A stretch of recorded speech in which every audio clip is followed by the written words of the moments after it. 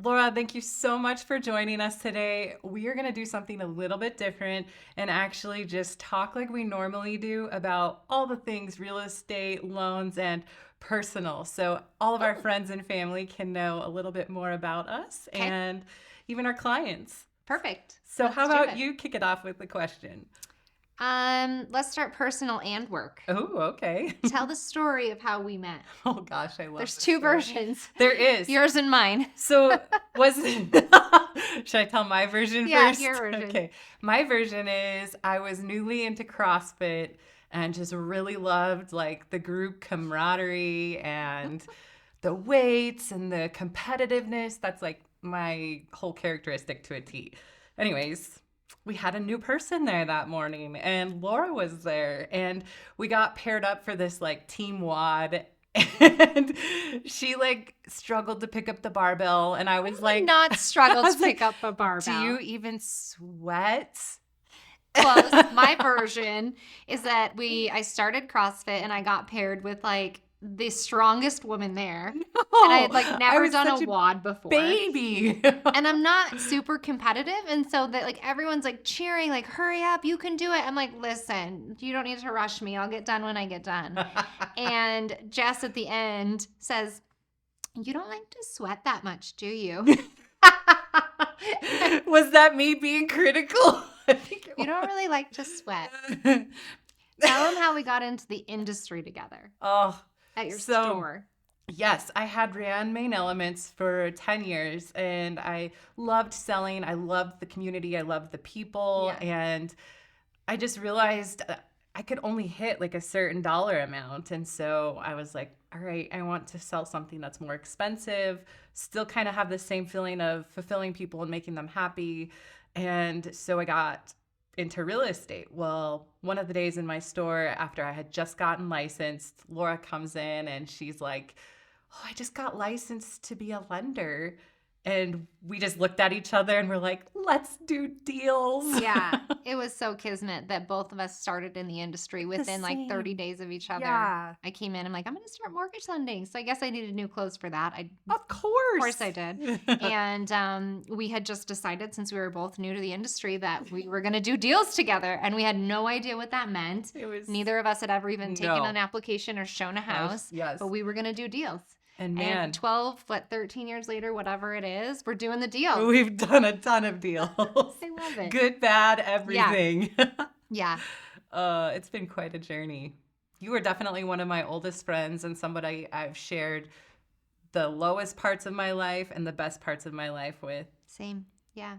You've seen it all, the ups Yeah. and the downs. Yeah, it's good. It is good. All right, I have a question for you. Okay, I'm ready. All right. What is the most deals you've closed in one day? In one day, Hmm. there was one Friday a couple years ago during the refi boom when rates were super low that I closed 10 loans in one day. Oh, how weird. And it was just back to back to back. Is That's that your that's number my number too? too. Yeah. I mean, that's all you It was did. in like 21. Yeah, probably 21 or Yep. 22 when rates were still really low. Yep. And it was amazing. Like, what a Oh, cool day. can you imagine going through that again? Yes, Like I I'm would. I so want to. Me too. Very much. Yeah. It was such a high because like we started when deals were a little bit rougher to do and like there was a lot of foreclosures. It was a completely different time. And Mhm. so when 20 and 21 hit, it was like, whoa, the heavens Yeah. have opened up and it was just like amazing. What was the best year you ever had as far as number of transactions? It was definitely 21 Uh-huh. and it was upwards of 320. That's amazing. Yeah. Mine was, I think it was 21 or 22, and I think I had closed 260 some loans that year. Wow. Yeah. That's so many. It's amazing. I want to get back there. That year we had so many cash deals, so Yeah. it's incredible that you had that many loans too. A lot of mine were refis, of course, too, Oh. during that time, but yeah. Did people really refi then? Oh, yeah. Because didn't the rates go up? Well, and rates were low longer than we had anticipated. And even by year 3, when rates were low and people were refinancing, you're like, you hadn't done this in 2 years already? But yeah. Right. That was always my thought too, is when people came in and rates had been low for 2 years, I'm like, oh my, yeah, let's get this done. No But kidding. yes, there was still refis to take place that year. Huh. Absolutely. I guess I'm guilty of that too. I've bought stuff when it was higher, Mhm. knowing that I can just refi it later. Yeah. Totally. Yeah. What is the main reason you see people refine? Several different reasons. You know, honestly, Like the right top. now, Yeah. because rates are higher, you're usually not refinancing No. for an interest rate right now. Right. If you're refinancing, it's because you have to take cash out to consolidate some debt. So values are up, right? We've got some higher values right now. So you have more equity in your homes. People are taking out that equity and consolidating debt. Or divorce. I see that a lot, right? You're divorcing. I'm keeping the house. I have to give half of the equity. I mean, these are more like situational refinances rather than rate refinances, I would say. I see that as far as sales too and listings. Sure. They're situational versus like, oh, this is a great time for me to Mhm. profit off of. Yeah. If someone's selling too, a really common thing that we're doing now because prices are higher is they have so much more equity. They're taking all of that equity and paying off a lot of debt. So even during a sale, a I lot of love seeing that. yeah, they're basically going into the next home debt free, paying off using equity part whole, whatever, paying off debt and going into it with just your new house payment. Yeah. Yeah. Yeah. I've done a ton of them with you where people like do that. They pay off all their debt, they have their new house, and they just feel so good at closing. Yeah. I ran into somebody this weekend and they were just like, that was the best thing we've ever done. That makes me feel it's like so a fresh great. start. Yeah. And then their payment's really manageable too because you have no other debt out Yeah, there. they're not buried in debt. Okay, let's talk crazy stories. Okay, you first. What is the craziest showing you've ever had that you remember? Oh gosh. Okay, You so probably have lots. yeah, Okay, there's so many. think of a crazy one. It was probably in my second or third year of real estate. New. Yeah, so I was a newbie and didn't really know how to handle a lot of happened? situations. Well, it was a husband and wife, Okay. and we were going to look at this house in like Upton. So we drove all the way out there. They get out of the car, I shake their hands, and I can tell like something's off, like they've been fighting or something. We go in the house and we start looking around, and I'm like pointing things out that are cool, and all of a sudden they just start going at each other, like arguing about who's gonna keep the dog, the baby, the like. And it was like I wasn't even there. It was so crazy, and I was just so young and so new, and I was just like deer in headlights. And then So awkward. so I stepped outside and they still kept going. Oh my gosh. So fast forward 15 minutes later and they're still arguing. And so I walked in and I was like, hey guys, I just wanted to see if you're done looking at the home. And it was like they didn't even hear me. I don't even know what to say to that. Yeah, that like will stick in my head forever. They definitely got divorced and they did not buy that house. Well, yeah, that's when you're saying that, I'm thinking like, why are you looking at houses? Yeah, exactly. You got other shit to figure out first. Oh man, sometimes I think that people think that buying a new house will solve some problems, but it usually doesn't. Right. Yeah. Yeah. So that was my craziest. What was your craziest closing? Craziest closing? Yeah. Oh, I have a good one. Let's hear it. Was I there? Your team was part of it. I can't remember which realtor. Your brokerage was part of it though. And so when you do a first-time homebuyer loan, WCDA specifically, that's our Wyoming state funded loan. It's income limited by the household.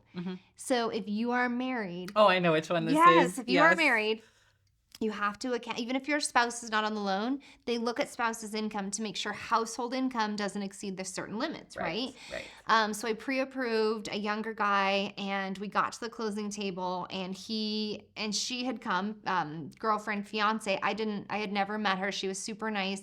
But girlfriend, fiance comes to the closing table, and they announce that they had gotten married the day before. To celebrate the house, they got married first.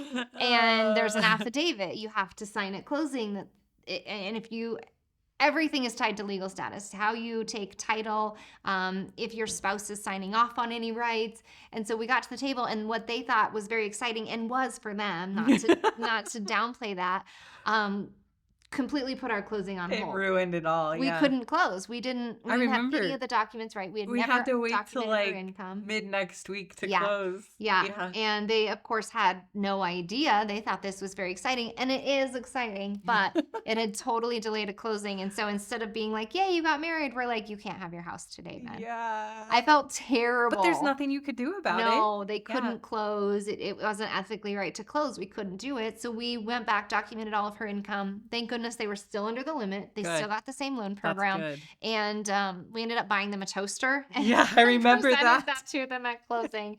And so, yeah, they got delayed for a week, but that was crazy. I had never had that happen. I can just remember how the whole room was like, like, we should be happy for these people, but you just ruined your deal. Oh my gosh, that reminds me. I have an even crazier one I just thought of. Let's hear it. I had a little gal. This was in the last 6 months. She was very pregnant, sweetest little family, and they went into labor like 2 days prior to closing. Oh. And for something with the seller, I can't remember the details. Oh, yes. This is another one with me too. Yeah. Had to close at a certain time by a certain date. And so there was no extending this. So this gal has her baby. I think their rate was locked or something. Maybe it was a rate lock. I can't remember. But there was a reason they had to close that day. Yes. Like no exceptions. Right. Yeah. So she has her baby the day before. And it was early. Early. Yes. Out of state family doesn't even know. She hasn't like posted to Facebook. It's not like widely known. And we're like, she can't leave the hospital. She's not ready to leave yet. No. So I did all of the documents and got a notary, and we went up there and she signed all of the closing papers. In the OB ward? Yes. That's amazing. I got to see the baby before of course her you parents loved that. did. At first I loved it, but I was like, this feels so wrong. I'm so I like, love it. you should be, nursing and holding your baby. And I'm like, sign here, please. They were totally cool and so thankful, but I'm like, well, that'll never happen again. No, it won't. And they were the so, sweetest clients. Yeah, I took a picture of the OB ward, of course, not them personally or anything. Because I'm like, I had to remember that I did a closing. This baby was like 12 hours old. Yeah. And I'm sitting here having just been born. Signed. Yes. Oh, what a saint. They were both saints. What a great lender, though, for you to go all the way up there. It was so fun. I bet most people would have been like, nah, you can't come to my office. We're not closing. No. You may come to the hospital? Not a problem. And you were like, baby, going up there. Yeah. I have a crazy story we have so many crazy stories. Not at closing. This was at time of pre-approval. Mm-hmm. I'll always remember this because, again, I'm really blessed with like the nicest customers, I swear. So this was one of my favorite customers too. I've refinanced for them before. They came into my office and they had their 2 little girls with them. I think they have like 5 kids, but they had 2 with them that day. And that doesn't bother me, right? I have 5 kids. So you can handle the whole hassle. It doesn't even faze me. Like, I'm like, what do you guys need? Do you need a toy? What do we need to do? And so they're kind of playing around and one of the kids gets sick. Like vomits? All over my carpet. In your office? Yes.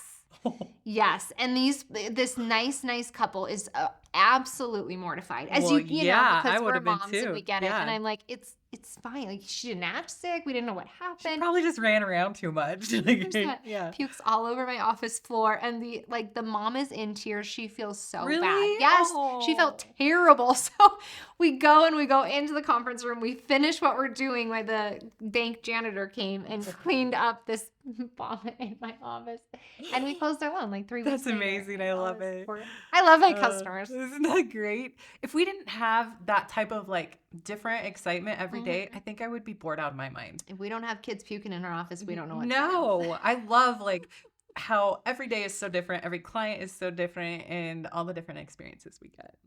Okay. Tell me what you hate about lenders. Ooh, lenders. What do you hate about? I hate when... Oh, I'm ready. 10 things I hate about you. They don't communicate. They don't respond. They don't communicate with the client, so it's on me to communicate when what the client's asking you things that you're like, why aren't you asking? And I feel like that's out of my area of expertise, and so it stresses me out. Like, am I doing this right? I hate when they're just not organized. So like, I'm the one setting up the closings and everything when that should be their office's department. I think that's probably, I absolutely hate this, and it's not you. You're very good about this, but like when they pre-qualify someone but do not look really deep into it and they don't do all of their due diligence in the beginning. Yeah. And then we have a disappointed client. I worked for free and it's a complete disaster. Yeah. So that's probably my top for everybody. Yeah. Yeah. So just communication. That's key. Or communicating with me too on top of it. Communicate with the buyer, but also let me know where we're at, because maybe there's something that you can tell me, like they have to have closing costs covered that they can't communicate back to me well, and that I can help them get a better deal. I will say Jess and I and Jamie, Yeah. Jess's business partner, are super excellent about that because we have group messages with the clients. Yes. I think that's so perfect because most things you're like, hey, I'm doing an inspection today. Cool. I also need to know that. Hey, the Yeah. appraisal was done. Cool. You Yeah. also need to know that.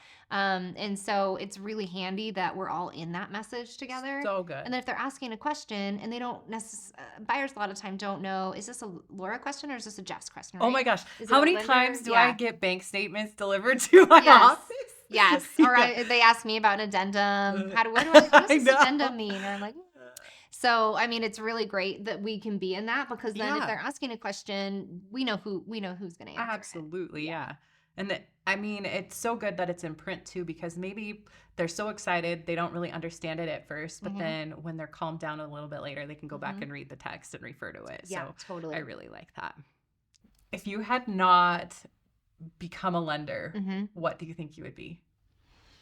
I would be an English teacher. Oh my God. I know. For real? 100%. You 100% look like one. I would be either a junior high or high school English teacher. Yes, Yeah. 1,000,000%. Yeah. It's like in my heart. Like I love it. What Sometimes I get to go teach money class. I've done it at 2 of the local high schools and I love it so much. It's not English, but I like just love teaching. Oh, you're so cute. I love it. What would you do? I don't know the answer to this. When I was a kid, I used to want to be like a newscast anchor. You would be so good at that. So, but I love selling so much, so I'm not sure what I would do. Oh my. A newscast anchor. I love that. Isn't that funny? Yeah. Is that even a thing anymore? Yes. Yes? Yeah. Like the weather? Yeah. The local weather is going to be... You want to be a weather girl and I want to be an English teacher. Let's stick to our day job. Yeah, let's stick to what we got. Okay, I got a good one. What? What is the best piece of advice that you've gotten in regards to real estate and who did it come from? That's a tough one. I don't know if I could answer that for me.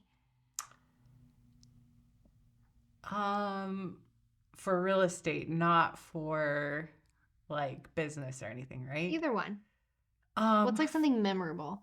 For real estate, I think it is like you should have bought something yesterday. And I really, really think that the more and the longer I'm in the industry, I'm like, oh, wow, I really see the value in that because 10 years later. 10 years later, you know, you've doubled in value on your real estate and the money that can make you when you take the leap early on. Like if I could have bought something in my 20s, I wish I had. Yeah. Like that would have made all the difference. I love that. Yeah. What about you? Oh gosh, that is a hard one for me. That's a deep question. I know. Yeah. I would agree with you. And I tell people that because I genuinely believe it though. Yeah. It's not like a high pressured sales thing. It's like genuinely buy now. Yeah. Real estate will appreciate.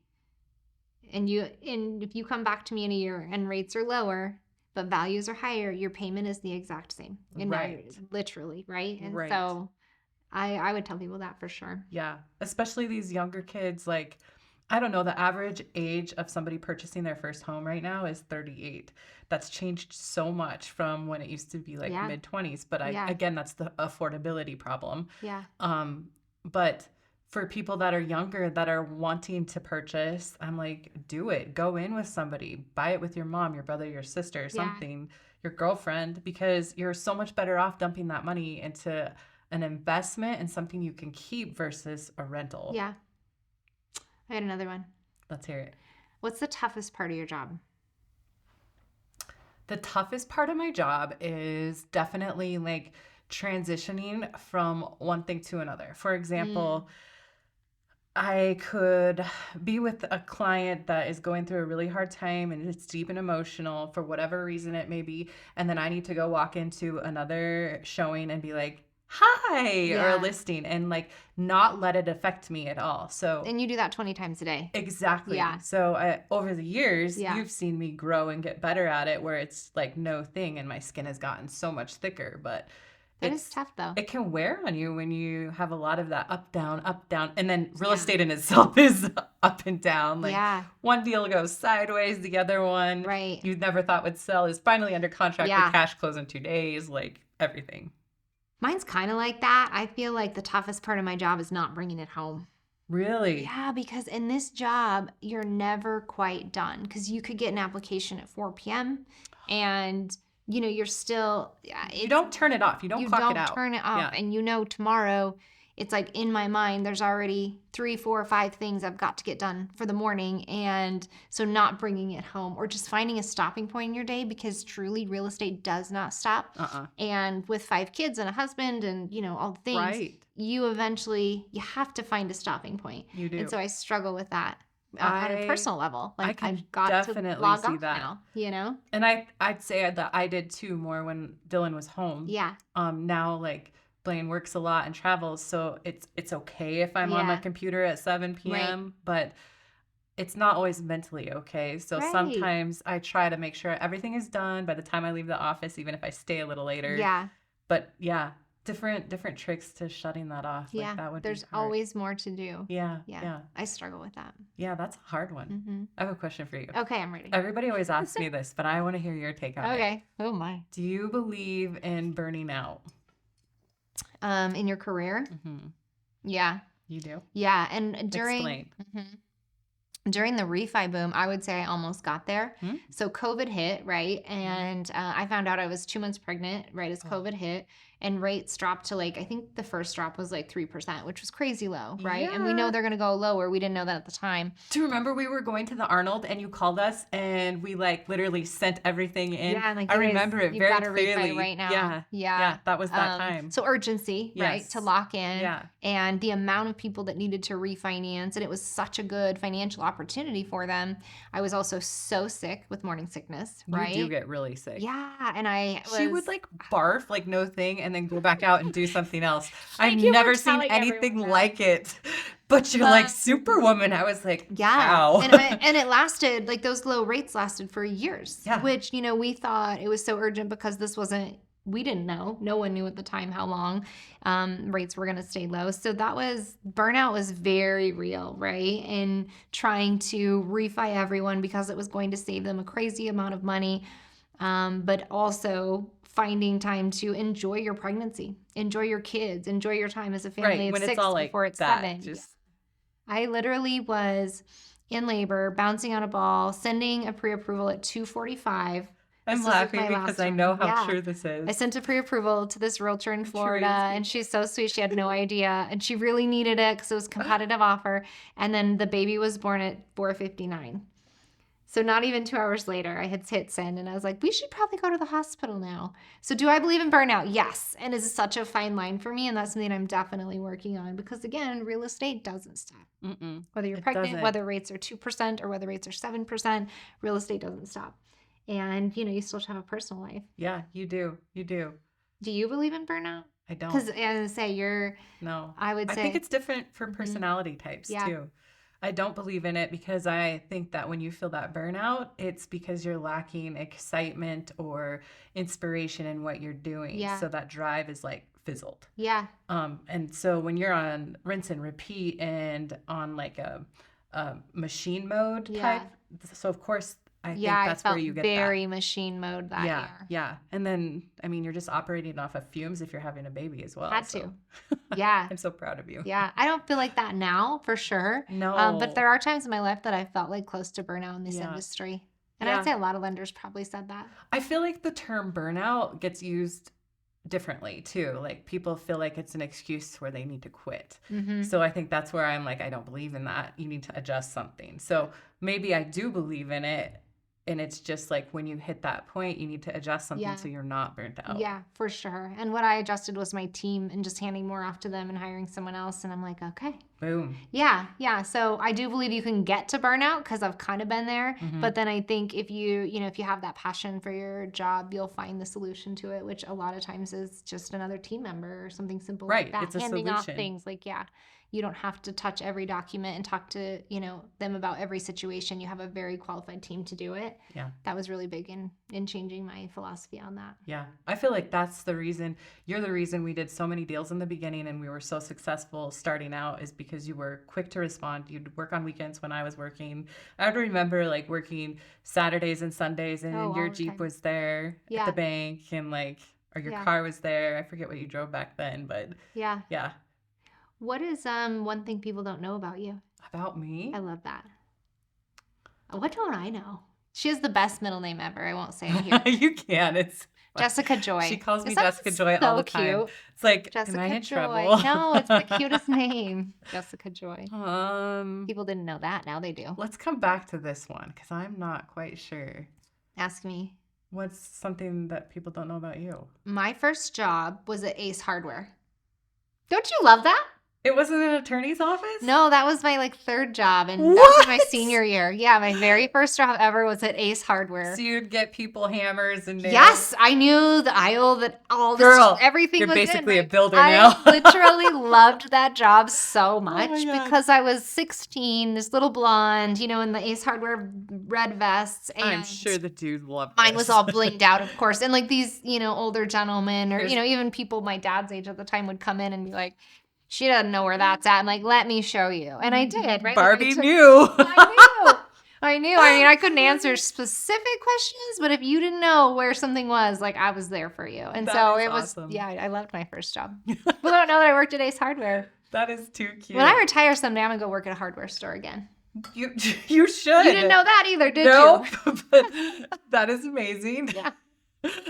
I always hear about this funny file in your office. Can you tell me about Oh, we do have a funny that? file. What is it? So we have Is it the one where I sent a picture in? yes. So we have Oh God. we have a file that we keep on just shit that our customers tell us that make us laugh so hard. So, for example, the one that I always think of is, this was really recent, last year. We got an email from a borrower who were asking for tax returns for whatever reason for their loan. And they said, I didn't file these last 2 years. The IRS only requires you to file every other year. That's not true, is it? Oh. People tell us the weirdest things. What? Were you What? like, What? how did you answer that email? I don't even remember. That's probably even a funnier answer is how even. Or proof of we'll ask for proof of funds, right? Which Yeah. means send us the bank statement Right. where the money's held. Right. Send it, and all pages, very legit. Do you And a picture get a picture of of mattress money? cash. Yes. Proof No of funds, way. a picture of cash. Suitcase. Yeah, and you're you maybe got that off the internet. That's not Thanks, proof man. of funds. It's so funny, the things we get. Oh my gosh. God, what did we ask for? Oh, yours was one of them, just because she's a smart ass. If you're self-employed, you have to prove that the business is still open within 10 days of closing. I was so over because if you're self-employed, there's a lot of stuff you got to bring in, right? So I was over it. So Jess goes outside of her building and takes a selfie in front of her office or in front of her sign and see, still open, the door's opening. How the hell did we put that in the file? I knew it wouldn't work, but I was just being Shit sassy. that is so funny to me. It breaks up your day. It really does. I'm trying to think of some other funny files, but yes, if you tell us something funny, we will keep it. The IRS only requires They only every other- actually don't. They require it. Wow, that's the first time I've heard that. That's not real. Can I have my money back? Right. I've been going to so much work. Oh, that's amazing. Yeah, we could do a whole one just on funny file. Tell me your People are fastest amazing. appraisal. Appraisal? We can get them done in a day sometimes on a super rush. We have the best appraisers here. Yeah, If we we're do. hey, this is an emergency basis for whatever reason. I've had it back in one day. Wow. So what's your fastest closing then? TRID rules, so compliance essentially. You can't close in less than 7 days Yeah. for initial disclosures and then a closing disclosure to go out. So 7 business days. And we can. Fast. It is really fast. I know a couple of mine, and then one of mine personally you had done instantly. Yeah. It's so crazy. It's mainly the appraisal that would hold that up because a lot of that other stuff, if you really push it, you could. So for Most closings are 30 days. And Yeah. we like 30 days. That feels 30 days comfortable. is good though. It gives the buyer time to get their inspections and everything. But how helpful is that if we ever hit a year like 21 again? Yeah. Where Oh, things yeah. were boom, boom, boom. the fastest you can close is you getting the house. Exactly. Yeah. Yeah.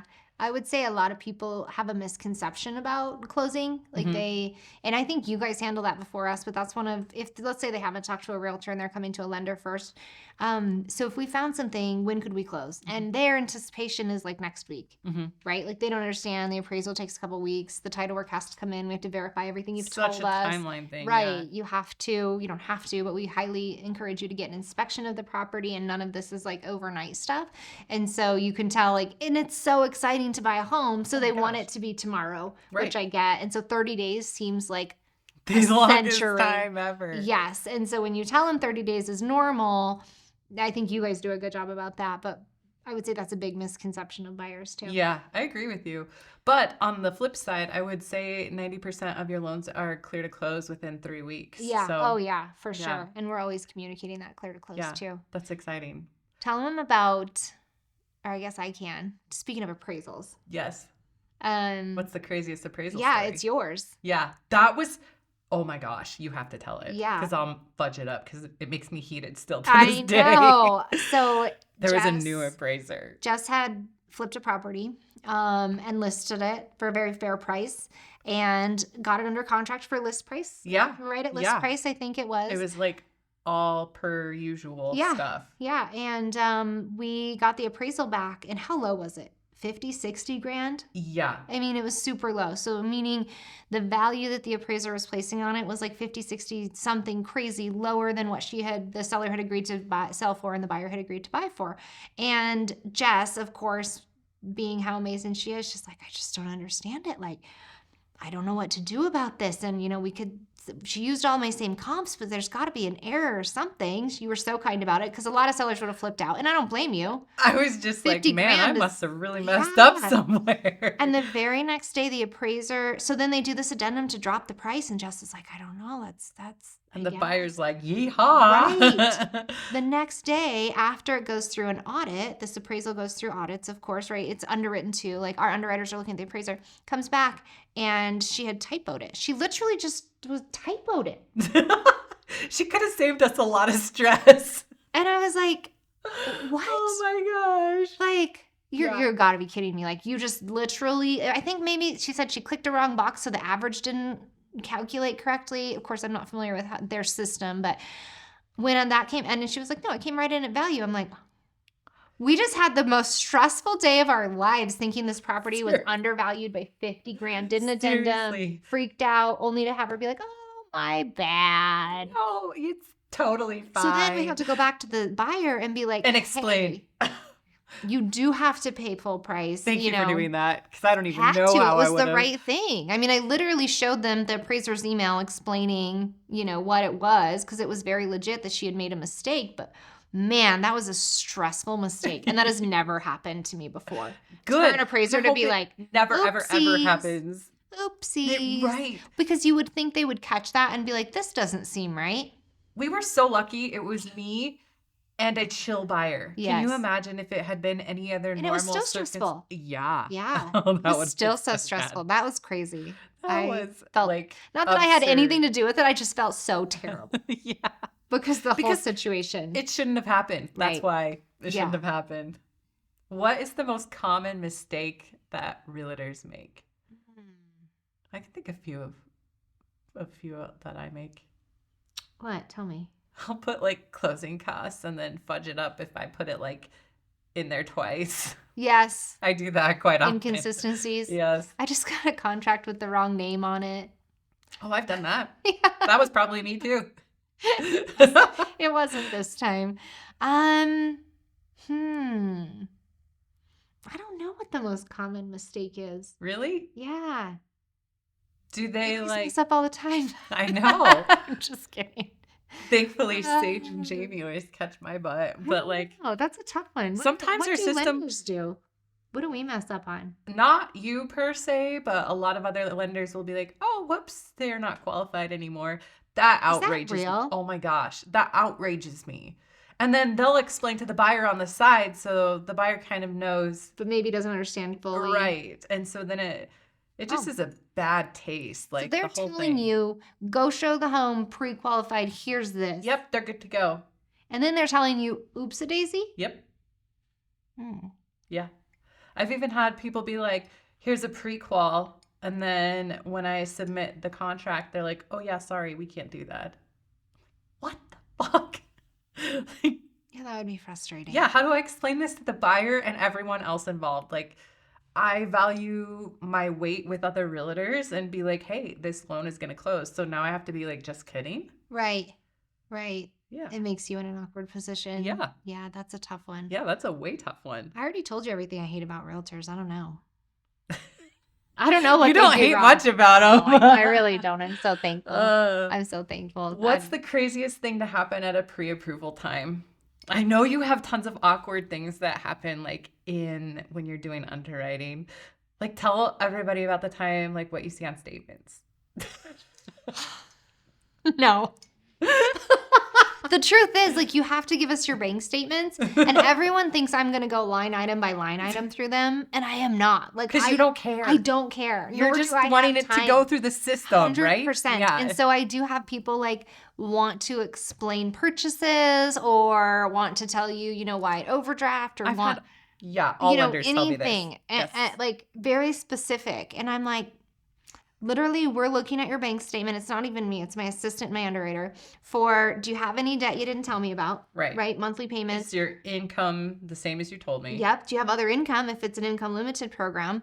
And do you have money for closing? Mm-hmm. And so people are very, and it is super personal, so I get it. And I would probably be that type A person too. Like, listen, let me tell you. Can we schedule a talk? I need to tell you, I just went to Maurice's and I didn't spend that much, and here's why. Yeah, you know what I mean? literally. And we don't care. I promise. We are not looking line item by line item. No. And they think things they purchase, like we're going to deny them for that, and we're not. We really don't care. There literally is No. When people feel like they have to explain their credit score to me, and I'm like, I don't even know it most of the time. So like, I just get the yes or the no. Like, you're good. Yeah. Yeah. I don't care. What's the craziest thing that happened? Like if someone's like texting you to go see a home, do you get a lot of people that are like just being weird and aren't really ready to buy? Yes. What are they saying? So we filter those out pretty quickly, just over time. Are you pre-qualified? Are you working with another realtor? Because we'll get, especially on the weekends, we'll get texts all the time that are like, can I look at this home right now? Usually when you have somebody that's like super urgent like that, they're probably not qualified. They're probably not working with another realtor, and they're probably just being a nosy Nelly. And most of the time it's neighbors wanting to check out the other person's house. Yes. I could care less. I love my neighbors, but like just to see their home? Yeah. Isn't that odd? Or it's like a boyfriend wanting to show off to a girlfriend and looking at a house, but he's really not pre-qualified. In my first few years, I definitely wasted a lot of time doing stuff like that. But I mean, it's good experience. So yeah. Speaking of that, I had of like crazy. How do you know? So like people that when you have a job offer of employment, you can close on a loan without starting the new job. But it has to be non-contingent. Meaning, if you're going to work for a local coal mine, they're probably going to require a DOT physical, a background check, a drug test, all these things, right? And then like a 60-day probationary period or something. Is that a contingency? No, you can have a probationary period. We just underwrite it off of the lower income. Gotcha. And so anyways, let's say you're going to start at the mine, in 60 days or 30 days, whatever that looks like. But your offer letter says you have to pass all these different tests.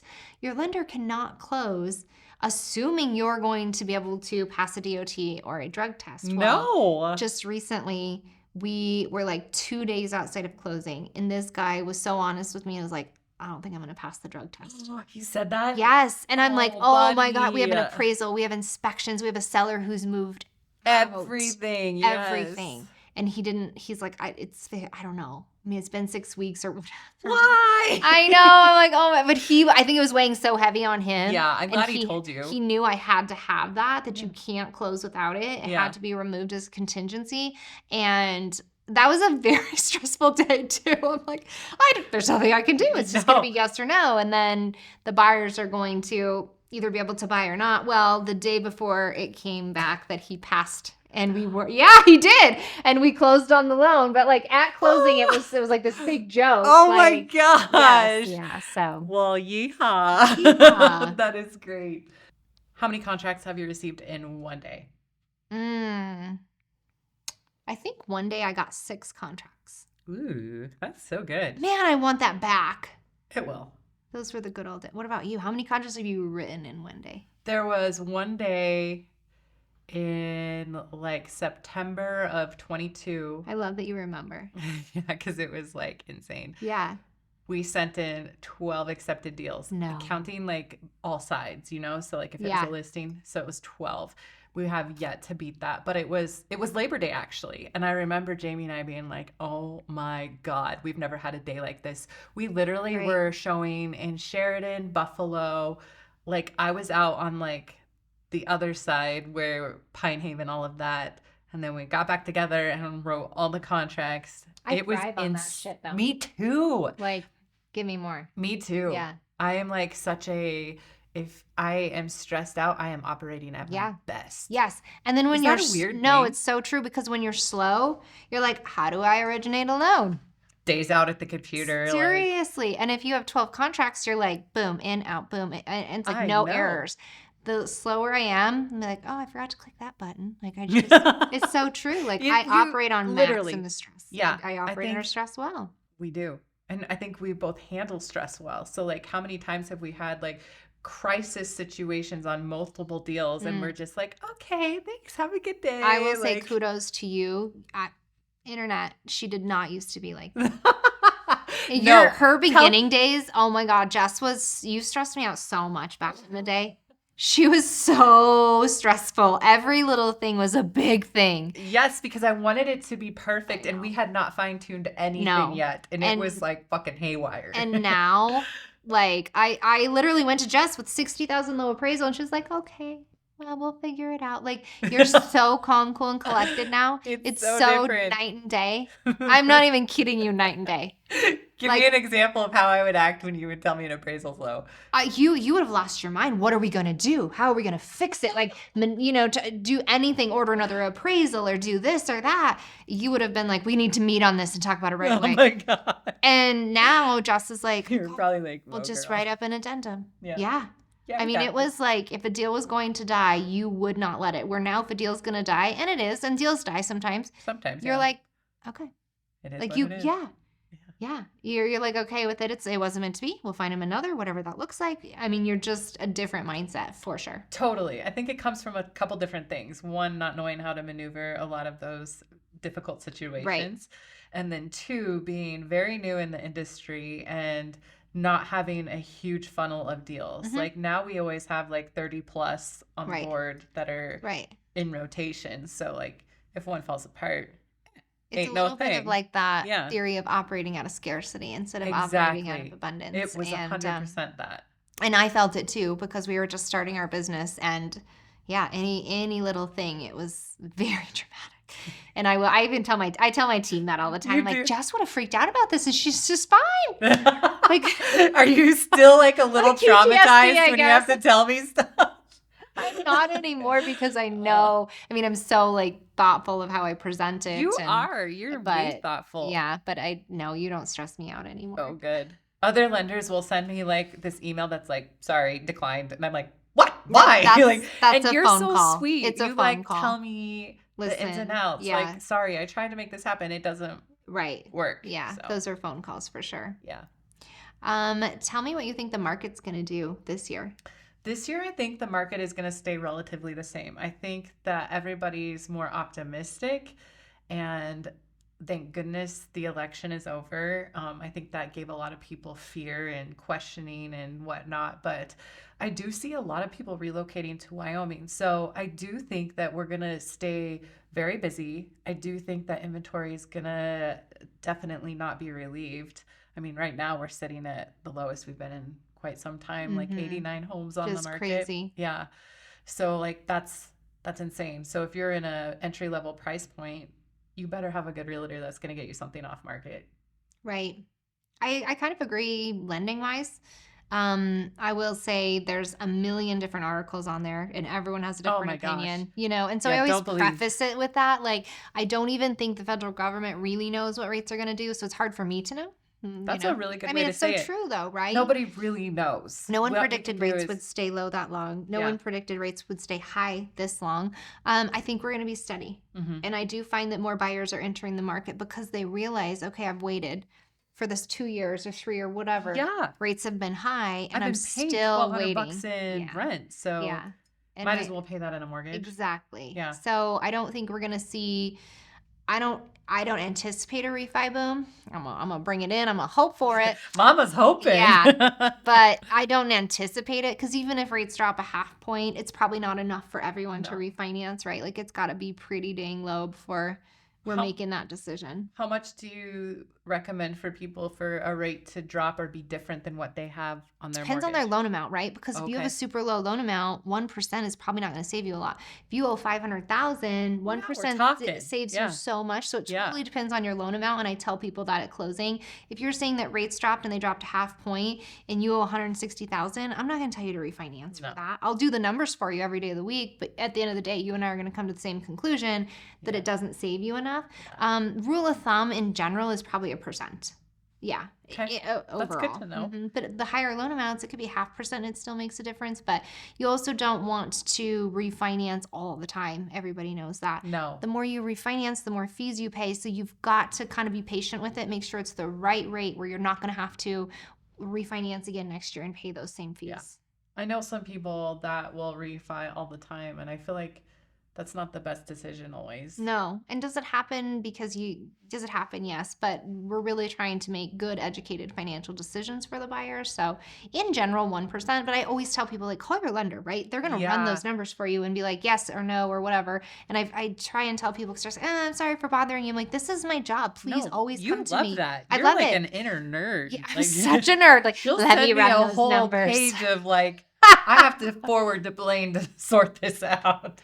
Listen, Laura's sending numbers again. It's so I don't good. understand what's going on. You honestly will give us all our options, Yeah. like A, B, or C. This could help long term. Yeah. And I think that's so valuable. Thank you. I try really hard to do that and make it make sense to the buyer. And a lot of times, the truth is, are they going to understand it as much as I do? Probably not, because I do this every single day. But then they pick up the phone and like, what would you do if it's you?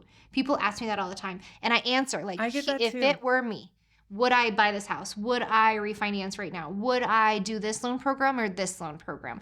And I love that question because I will always answer what I would do personally, because then you know it's in the best interest. Yeah. You know? I like that. People will ask me that too. They'll be like, if I was your family member, would you recommend this? Right. And then I feel like it's almost a relief as answering as your real estate agent. I can answer you truly how I would answer my family. Speaking of that, that brings up a question. Do you ever talk people out of buying a home? I have. Like, why? Absolutely. If I feel like a first-time home owner is buying something that's going to be a money pit for them and get them in a bad position, yes, I do. And I present all of what could happen and make them look at their inspection really hard. Sometimes they just still want it anyways, but then I feel better because I've presented it to them. There's a lot of different situations where I feel like maybe buying is not the best opportunity for them at the moment. Like maybe they are opt to move more, and maybe they're just buying because their parents are pressuring them. Stuff like that. Oh, yeah. That happens a lot. Really? Or parents will flat out kill deals when people are so excited to buy, because when they bought was 30 years ago and it was so completely different. Yeah. Oh my And, gosh, yeah. You know, dad wants to be a hero, but dad doesn't know everything about buildings and whatnot. So yeah, I could go on a long rant about that. It's such a fine line as a lender too, because you can easily approve up to a very high debt to income ratio, like how much debt you have versus how much income. And the saying I always say is like, if this is your payment, can you sleep at night? Can you sleep at night? Like, or are you totally stressed about this $2,800 payment? Yeah, it's not worth it. No, it's not. Can you sleep at night on this beautiful home that you're buying if this is your payment? And if the answer is you can't sleep comfortably, it's not right for you. Right. And people always say, I want to know my max. And I always call them, right? And it's a curious question. And I wonder it for myself, like, what would they approve me for? So I get it, right? The Right. curiosity. Right. But then I'll be like, hey, and this might be a first-time home buyer. I ran it up to 500 and you're good. And they're like, what? I'm like, this is why I didn't tell you that. It's crazy. Like, I know after our conversation, that's not what you're in the market for, right? Right. Because there will be people, countless people we've had that are like, I want to stay under X amount, Yep. but they're approved to much higher, maybe Totally. double. Yes. Yeah. Absolutely. And we respect that. We won't show them anything Yep. that's above what they want to spend. Can you sleep at night? Yeah. What would you do if it were your family, and can you sleep at night? Those are good questions. Yeah. I like that. Yeah. All right. What's another one? Most common misconceptions you get as a buyer, or even, I guess, a selling agent could be too. Like, what do From people people? think is real as a buyer? And you're like, oh, that's not real. They think they can go in and lowball 30, 40,000 Oh. underneath. Dude, is that really common still? Oh, it's terrible right now. Man, if someone tells me that, they're like, well, we would only offer this, I like laugh in my head. And then I'm like, okay, you should totally talk to your agent about that. Because it's not my conversation to have. It's not my conversation to Thanks, have. Laura. I do. I pass it. Oh my God. I pass that because I don't have a real estate license. I can't advise. So here's the scoop on that right now. And this has been true probably for the last year. Everything is probably going to sell at or around list price. Like if it's not priced ridiculously. Sure. And especially if it is something in that entry level under. What's entry level? Okay, so it's like your first time home buyers, but anything. What's the number is what I'm looking for. What I number? would say anything under 350. Okay. That is the hot spot. Yeah, okay. Got it. Would you say that's the majority of what people are pre-approved for? No. People are approved higher, but Yeah. that is So this still is where your they first want. time This is where they WCDA want to buyers. be payment-wise. Right. Yeah. Okay. Okay. Same So page. anything under 350 is very competitive. Mhm. You have little to nothing on the market for inventory, and it is going to be, if you really like this home, you walk into it and you give me that face that's like, this is my house. We are not The lowballing. face. Yeah, they get a face. Everybody gets a face. I've done it. I've walked I into know. my I've house done it with you. too. And I was like, I have to have this home. This is now my home. Yes. But everybody gets that on a certain house. And when we see that, that is not the time for you to be like, let's go in 50,000 lower and Right. ask for closing costs. Right. No, Right. you're going to just piss off the seller. Mhm. You're going to piss off the agent. You're going to be wasting your agent's time. Yeah. And somebody else is going to swoop in the meantime and get it. And then you're going to be really mad.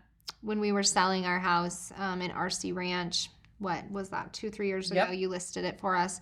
A realtor had texted you and offered like $100,000 low. I didn't even want to tell you. And she has to. You have Yeah. to. And you do. And that's fine. But like the day it was listed, right? So this wasn't like my home was on the market forever. And this was like a time when there was like 5 homes on the market. There was Right. like nothing. And he came in, it was like 150 low. And I literally was like, tell them we laughed. Like we didn't respond. We didn't meet their deadline. We didn't sign anything. Like, No. what a waste of time. Shame on the other agent for writing it up too. Yeah, I that was think crazy. I see that with agents that are newer, and I would have done the same thing when I was new, not having the courage to be like, hey, this is not the right move. And you need to have like the knowledge to be able to explain why it's not the right move. Well, you got us a full price offer later that day, so there's that. But I think at the same time, you need to educate your buyers. That's and be what like, do you this have is a to present that? misconception. I don't know. Yes. You have to. So no So- matter what, this realtor had to be like, hey. yeah. So if their Okay. buyer was like, no, I'm sorry, I don't want to listen to anything that you're Mhm. saying. I still want to give this offer. We are legally bound to do so. Okay, that's interesting. Yeah. And that's right. I mean, you should, Mm-hmm. because you don't know all the inner workings, and I might have been like, take it. Maybe that realtor did explain it to them and they were like, Right. yeah. And you might be like, hot dog, that's the one I want. Right. Like, Yeah, that's a tough one. yeah. Okay, so that's your biggest mistake that buyers make is they offer too low. Yes. I will say one thing we deal with consistently on the lending side is cash. Cash. Oh my gosh. What? Crazy story. I thought you loved cash. Tell me everything. Let's talk about cash for a minute. So I forgot on this story. I one time had a buyer walk into the closing and bring, it was like 10 grand he had to bring for his down payment in cash. So like, Stacks Yeah. of bills yeah, to the closing table. like wads of hundreds. Yes. And I was like mortified. Like we can't accept cash. And why did Like you had it in your account and there was some sort of miscommunication where I had verified it and he took it out in cash and walked in with it. Don't do that. It has to be verified funds. Do you remember it was like this mob guy that one of my agents had as like a lead, and he wanted to pay with, I am not kidding, a duffel bag of cash. No, I don't You remember don't remember that? Oh my gosh. He even like went to title and showed it to title. I kind of do, maybe. And was like, I want to buy this house. And he had the gold chain and he had the whole ex-mob Did look. he buy the house? No, because he wanted to pay with just cash. He wouldn't deal with anything. No banks, no nothing, and it pissed him off. So he didn't buy anything, but it was very odd. Yeah, we don't get that every day. Thank goodness. That kind of, though, that's what I was going to say about buyers is cash. Like, I'm going to save for my down payment. And so I'm going to take it out of my account and I'm going to put it in my safe. Or I'm going to have Isn't that like a Dave Ramsey thing to like kind of put it in the envelope? In the envelope. Yeah. Maybe. The hard part for the lender is we have very strict requirements on 99.9% of the loans where you have to verify the funds have been in the account, not cash, for 60 days because they're looking for, that's called seasoned funds. They're looking for like large deposits. If you have cash, we can't prove if it came from money laundering. Are you selling drugs with this money? Are you a mob boss? Illegal activity. I mean, that's what they're trying to get rid of, right? Is any illegal activity essentially. So you have to have it in your account. Well, people will pre-approve them and they'll start to budget and save and they take it out of their account and put it in cash. And now they're right. And now they're but like I see what they're thinking. Right. So it's very specific in our instructions, like put it in an account. And we do have a lot of people that are like, we don't trust banks. We don't want to put it in the account. I'm like, I don't have a way around this. No. You have to put it into the account. We have to verify these funds have been in there for 60 days or they came from a paycheck, something that we can see like, okay, you got paid from the coal mine. Right. Cool. Your dad gifted you money. Here's the, gift check. And like you have to be able to source it, correct? It's called sourcing your funds. Yeah. And cash is a big one. That's a lot of people take cash out. Yeah. And they just want to deal in cash. And when it comes to the government, because these are all government-backed loans mainly, you cannot deal in cash. And do not bring 10 grand to the closing day. I think I turned like the shade of red so beat red like I did. I was so awkward. I'm like, well, I think the title company had to speak because I was speechless. Because I kept thinking like, how did this get miscommunicated so terribly that you thought, because on your documents too, and these are government forms, it says cash to close. Yeah. And he said, well, it said cash. He literally so took he said, you need cash at closing. And he brought like even a little sack of pennies, like whatever, to the penny he brought this money. I'm like, oh dear heavens. Oh my gosh. I mean, it was all fixed and he went and turned it in. I mean, it took forever because I had to go back into the vault and count the money and turn it into a cashier's check. I love it. That's amazing. We have fun jobs. I've had some people, because we ask for a pre-qualification or a proof of funds before we'll show you stuff or write an offer. Mm-hmm. And I had this one girl send me a picture of her with the money next to the mattress and a newspaper. And I was like, that's legit, but let's deposit it. Like, that's so weird. How? I don't know. I don't either. I don't. Yeah. I had someone upload, we said photo ID is what we needed for the Patriot Act. We have to prove you are who you say you are. And she took a selfie and uploaded it. It sounds like my kind of girl. She looked cute. She looked adorable. Oh, that's too funny. That's not what I was looking for. Need You like look good today, though, girl. I love the outfit. The fit is happening. Oh gosh. I love all the things we've been through over the years. Me too. This was fun reminiscing. I know. So much crazy, but so much good. One of my favorite things I will say is like when I just had this last week when someone gets emotional at the closing table. Yes. Because that's a big deal. Yeah, and it happens, I wouldn't say all the time, but maybe like a couple times a year. And they'll tear up or like, I just need a minute because it's such a big deal. Yeah. And that's so cool. And then of course me, I'm like emotional. I'm like, it's fine. You just take your time. It hits me though too, and I'm not an emotional person. Like I'm like, oh, this is where I'm making a difference. Yeah, like, and they're like buying this house for their children or their future. Yes. Like I just closed on a young man's loan, and he's like, no one in my family has ever bought a house. Oh, that's huge. He's like, I didn't know that I'd ever be able to do this. It. And yeah, he was so well qualified. He had a job for 5 years. He made great money. Like he was the nicest guy ever. And he got a little emotional because he's like, no one in my family's ever done this. I didn't ever see this in my cards. And he's like 21. So I'm like, whoa. I know. That's crazy. Yeah. Like, go Facebook friend, because I got to go see your life. You're so cute. Yes, I'll be your friend seriously. forever. He's so nice. His little I love fiance and their that. babies are just all just amazing. So Aw. when people get emotional at closing, it's really impactful. Yes, I agree with that. Mhm. I love when we can help people make positive steps towards their future, whatever it is, like And a just, single mom yeah. buying her first house, Yes. like stuff like that, or somebody like you said that has never bought a house in their family. Yep. Just being that young and buying a house is phenomenal. Yeah. Like, And I will say, I know we had touched on this before, but people are so afraid to get pre-qualified.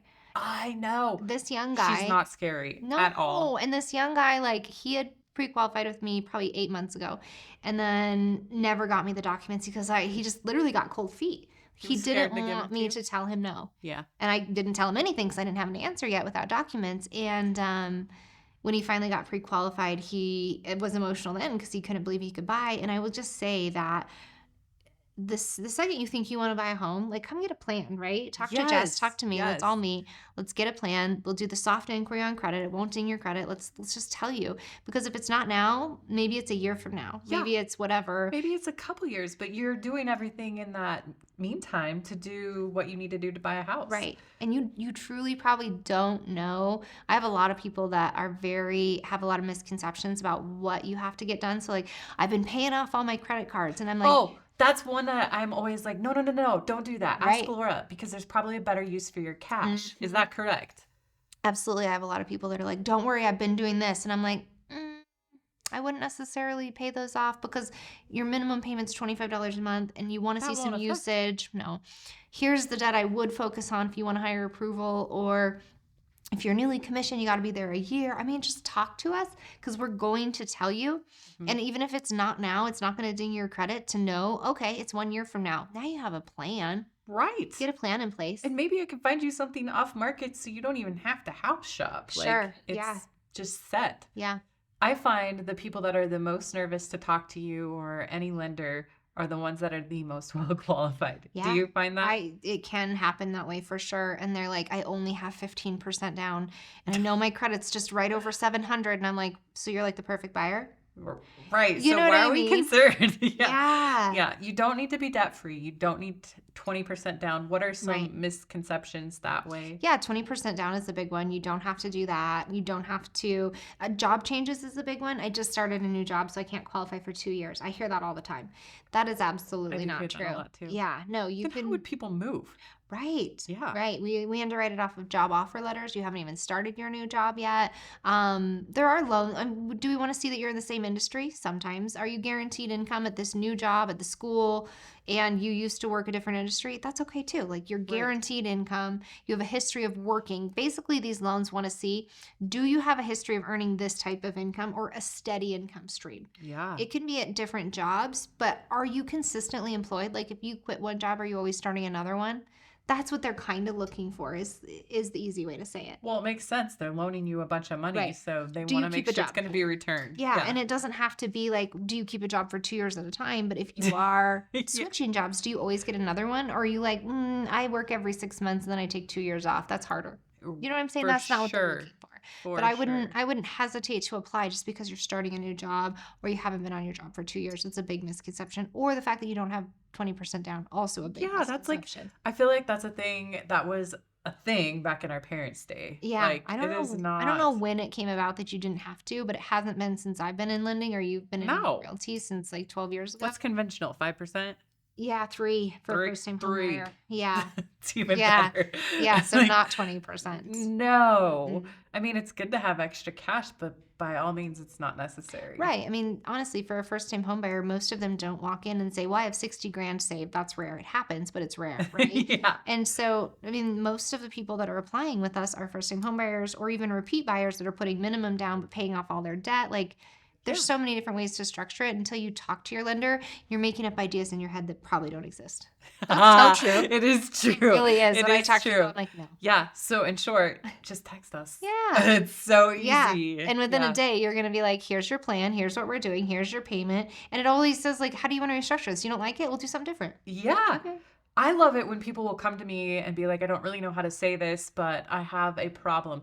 I think that is so great because we've seen it all Yeah. and we can usually find a way around it or Yeah. help you figure it out. If we don't know, we can't help. Yeah. Yeah. Exactly. So definitely don't I hesitate. can't help you pass a drug test like we were No. talking about.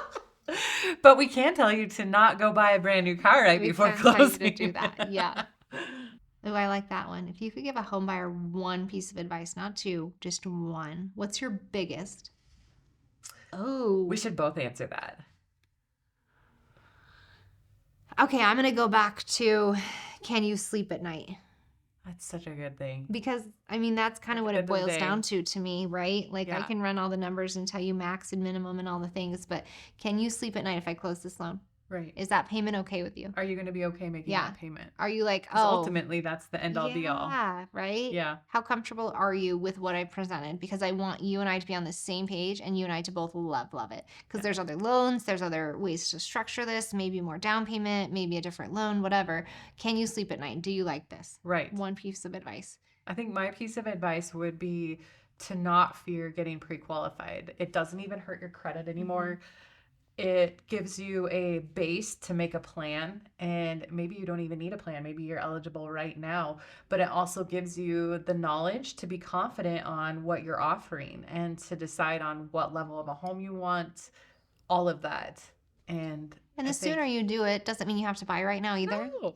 But I will tell you, it's always the people that are like, I actually wasn't planning on buying for a couple of months and my dream home hit the market and it's right next to my mom's, or it's the right price range, or it's exactly what I've been Or I'm looking just for. in love with this. Right. Yeah. And now it's a rush rather than like, I just didn't want to ding my credit or I just wasn't sure. Like, do it now because the soft credit inquiry doesn't ding your credit. And if you haven't found anything in 4 months and we have to update it, okay, then we do. Yeah. But as soon as that dream home, that perfect home, it happens all the time. It happened to me this weekend. I found the home I didn't think I was going to buy for a while, and now I need this pre-approval, and I have to have it today because there's another offer. Yep. And it's a Saturday, and I'm, Of course, it always happens and on I'm a in Saturday Sherwood or a Sunday. watching my kid play basketball. Yeah. We handled it and we did Yeah. it, but it always happens that way where you don't think you're ready. If you are looking at homes online and thinking about buying, you should submit a pre-approval application. I agree. So that's probably my one piece of advice to them. And then I have another one. Okay. I think that when they are buying a home, they should not ask everybody that is not involved in the purchase. Oh. So, like, don't go and ask everybody's opinion at work. Don't go ask all your extended family. Sometimes we'll have so much extended family come to the inspection that the buyers get so overwhelmed that they can't make a knowledgeable decision anymore. And it's almost like that paralysis by analysis, like there's so much info coming in and different opinions from people that have bought homes 30 years ago that it's just not relevant anymore. That's interesting. I didn't know that happened a lot. Yes, it's been happening a lot more so the last few years. And I think it's just because like buyers are being cautious and, taking their family to everything, which is totally fine. Which kind of goes back to, can you sleep at night? Does this deal feel right to you? To you. And honestly, it's not your girlfriend, it's not your boyfriend, it's whoever is purchasing the home that needs to be able to sleep at night. Are you good with the inspection? Are you good with the payment? Are you good with this? Your mom and dad aren't making the payment. Right. Yeah. That's interesting. So kind of the same thing. It is. It is literally the same thing, just in a different take. Yeah. That's so funny. So I see a lot of TikToks, and there is negative energy out there with the younger generation that's like, no one can afford a house right now. Yeah, I see the same thing. Does that play true in the buyers you're showing? Not at all. Right. I have a lot of people either buy with a spouse, a girlfriend, a boyfriend. Sometimes even mom and dad are on the loan. I had someone apply last week that is 19. He's been working for 2 years. Very well qualified. I close home loans for 20-year-olds all the time. I bought my first home when I was 19 or 20. And so I feel like there's a lot of hype around rates are too high and prices are too high and no one can buy, this younger generation. And I don't play into it. Like, I don't think that's true. Where do you think it's coming from? Maybe those people's inability to buy a house? Maybe. I mean, I think it's false advertising because I have, especially in our market, right, we have a lot of well-paid people that are 20, 21, 22, whatever. Whether they're working in a coal mine, or I've even had people at McDonald's and Walmart be able to buy a really nice house. Right. And they've done all the right things with their financing. Yeah. And so a responsible younger person, we do lots of loans for them. And I'm always like, so excited for their closing because I just think what a great thing you're doing for your future to be investing at 19, 20 years old. Yes. I always think the same thing. I'm like, man, if I could have made those moves when I was your age, good for you. How much further along you'd be when you're 30 and you've owned a home for a year now. Literally. Or 10 years now, excuse me. So like even the asset, like you're going to have such a bigger net worth than most people your age. Yeah, I think that's hype. And I think that, you know, as long as you feel ready and you're qualified, that the time is right. Because otherwise you're renting or living with parents or whatever that looks like. It goes back to like the average age being 38 or whatever for a first-time home buyer. Yeah. It's different for everyone. Maybe you are ready at 19 and maybe you are ready when you're 40. You just don't know. That 38 number has to be a national average, though. And it is a national average. I will say that don't you feel like our local market is so much younger than that? Yeah. I would say our first-time home buyers are definitely in their 20s. Absolutely. Yeah. And so the hype around like, oh, no one can buy. I'm like, that's absolutely not true. Maybe in New York where the average purchase price is like $700. Right. Yeah. But we have some really good wages here in Campbell County that we're blessed with. And so I do find that younger people can. Yeah. I do believe you that it's like complete hype. Like, yeah, that's negative energy and not so true. So always take everything that you see online with a grain of salt. Yeah, like, you for just sure. never know where it's coming from. Yeah. This has been so fun. Thank you. I love our little chats as always. Let's do it every day. Oh, man. We'd never get any deals done, Laura. Thank you for having me. Yes. Let's do this again. Okay, girl. Okay. Bye. Do we need to say anything else? Okay. Super duper. Well, that was fun. How is this fun?